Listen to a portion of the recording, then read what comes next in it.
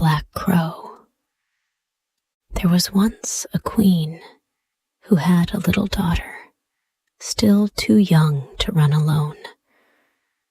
One day the child was very troublesome, and the mother could not quiet it, do what she would. She grew impatient, and seeing the black crows flying round the castle, she opened the window and said, "I wish you were a black crow and would fly away. Then I should have a little peace." Scarcely were the words out of her mouth when the child in her arms was turned into a black crow and flew away from her through the open window. The bird took its flight to a dark wood and remained there for a long time, and meanwhile the parents could hear nothing of their child. Long after this, a man was making his way through the wood when he heard a black crow calling, and he followed the sound of the voice. As he drew near, the black crow said, "I am by birth a king's daughter, but am now under the spell of some enchantment. You can, however, set me free." "What am I to do?" he asked. She replied, "Go farther into the wood until you come to a house wherein lives an old woman. She will offer you food and drink, but you must not take of either. If you do, you will fall into a deep sleep and will not be able to help me. In the garden behind the house is a large tan heap, and on that you must stand and watch for me. I shall drive there in my carriage at 2 o'clock in the afternoon for 3 successive days. The first day it will be drawn by 4 white, the second by 4 chestnut, and the last by 4 black horses. But if you fail to keep awake, and I find you sleeping, I shall not be set free."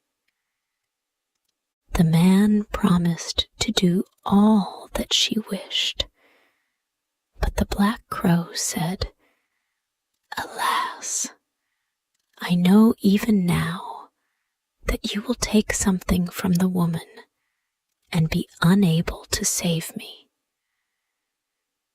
The man assured her again that he would on no account touch a thing to eat or drink.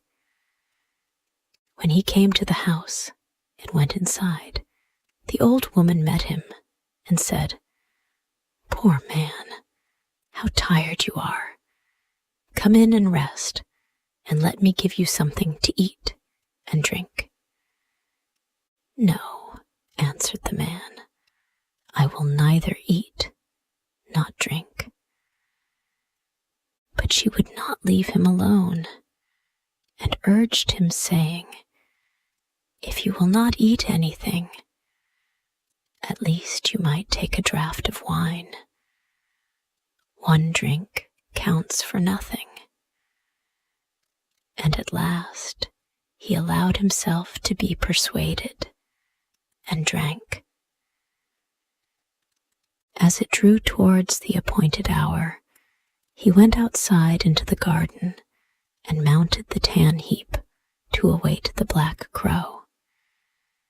Suddenly, a feeling of fatigue came over him, and unable to resist it, he lay down for a little while, fully determined, however, to keep awake.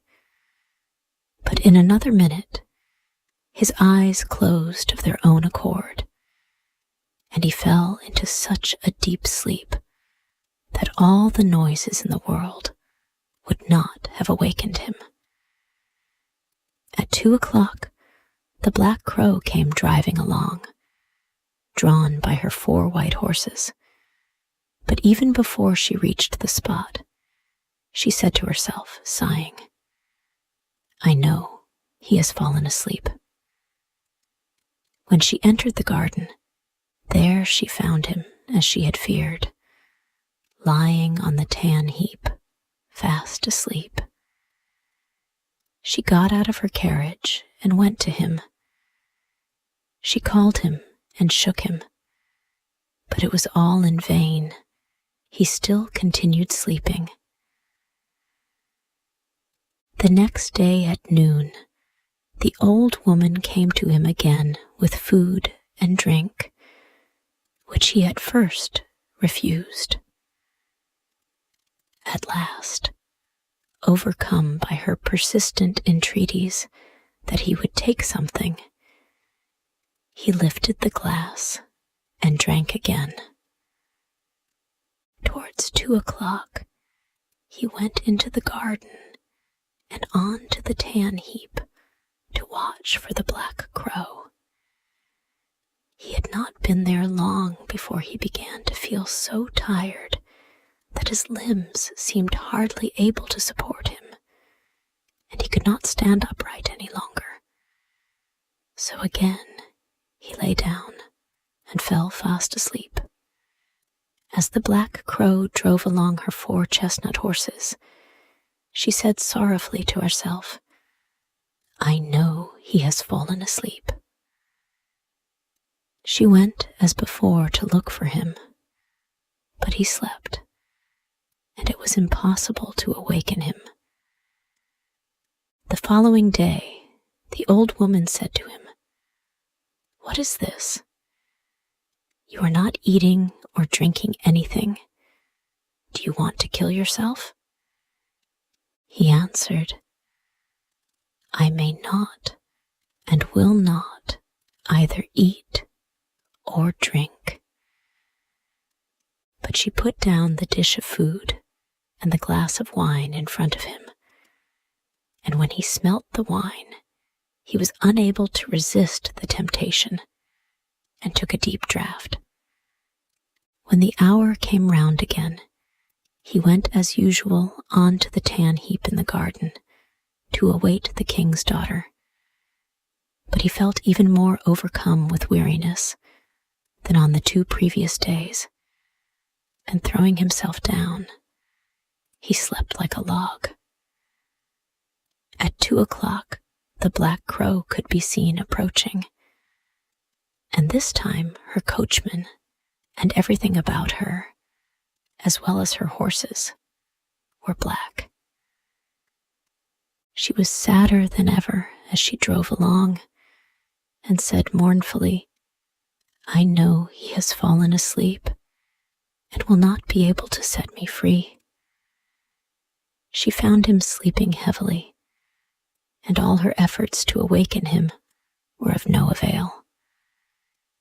Then she placed beside him a loaf and some meat and a flask of wine of such a kind that however much he took of them, they would never grow less. After that, she drew a gold ring on which her name was engraved off her finger and put it upon one of his. Finally, she laid a letter near him in which, after giving him particulars of the food and drink she had left for him, she finished with the following words: "I see that as long as you remain here, you will never be able to set me free. If, however, you still wish to do so, come to the golden castle of Stromberg. This is well within your power to accomplish."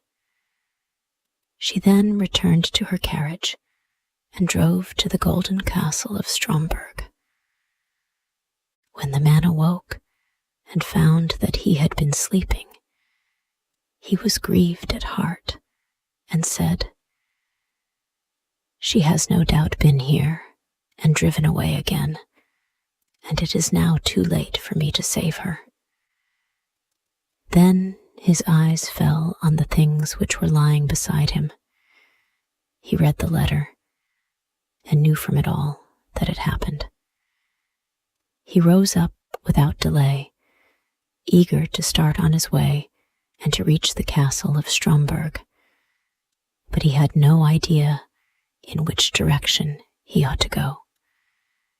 He traveled about a long time in search of it, and came at last to a dark forest, through which he went on walking for 14 days, and still could not find a way out. Once more the night came on, and worn out, he lay down under a bush and fell asleep. Again, the next day, he pursued his way through the forest, and that evening, thinking to rest again, he lay down as before. But he heard such a howling and wailing that he found it impossible to sleep. He waited till it was darker, and people had begun to light up their houses. And then, seeing a little glimmer ahead of him, he went towards it. He found that the light came from a house which looked smaller than it really was, from the contrast of its height with that of an immense giant who stood in front of it. He thought to himself, "If the giant sees me going in, my life will not be worth much." However, after a while, he summoned up courage and went forward. When the giant saw him, he called out, "It is lucky for that you have come, for I have not had anything to eat for a long time.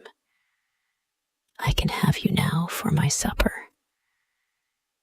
"I would rather you let that alone," said the man, "for I do not willingly give myself up to be eaten. If you are wanting food, I have enough to satisfy your hunger." "If that is so," replied the giant, "I will leave you in peace. I only thought of eating you because I had nothing else." So they went indoors together and sat down, and the man brought out the bread, meat, and wine, which, although he had eaten and drunk of them, were still unconsumed. The giant was pleased with the good cheer, and ate and drank to his heart's content. When he had finished his supper, the man asked him if he could direct him to the castle of Stromberg. The giant said, "I will look on my map. On it are marked all the towns, villages, and houses." So he fetched his map and looked for the castle, but could not find it. "Never mind," he said. "I have larger maps upstairs in the cupboard. We will look on those."